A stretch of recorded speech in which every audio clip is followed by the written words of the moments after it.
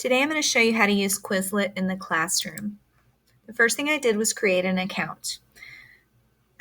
Immediately it wanted me to pay money for the teacher version. It actually has really good features in the free version, so I did not choose to do that. Instead, I went up here to this button, clicked it, and it took me to the home page.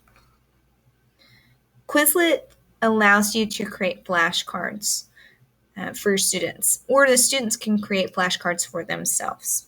So they can have an account or you can have an account.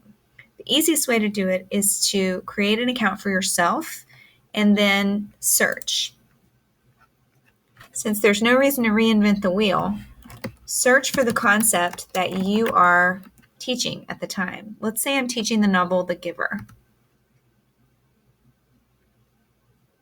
Already I see that there are tons of study sets that have already been created, some of which were created by teachers.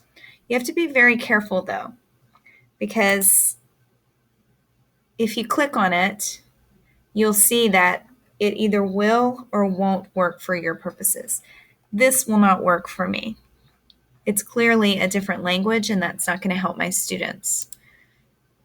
So when you're assigning for kids to go and look, make sure that you choose one that makes sense for your demographic.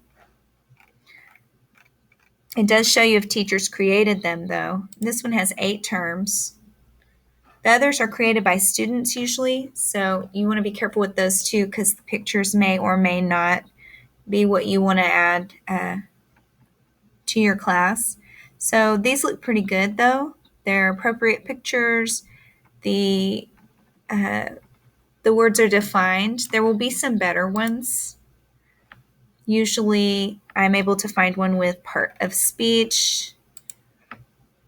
This one has 12 terms. This one's a little better. Has some part of speech I saw. If I don't find something I'm looking for, then I can always create my own. But let's say that I want to use this one. So I like it. I want my kids to have access to it. How do I do that? Well, I press share. I can share it on my Google Classroom, and it'll take me to a login. Or I can write this URL on the board, and they can visit the site. They can use any kind of device to do that. It works on even a phone.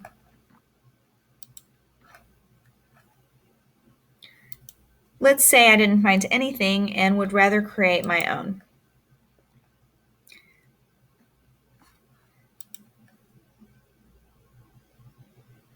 It's very easy to create a study set. You just give it a title. You can describe it. You can choose the word.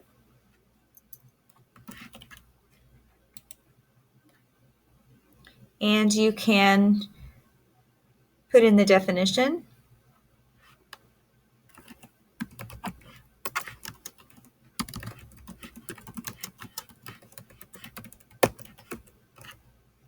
And then you can add a picture. And it immediately gave me some options.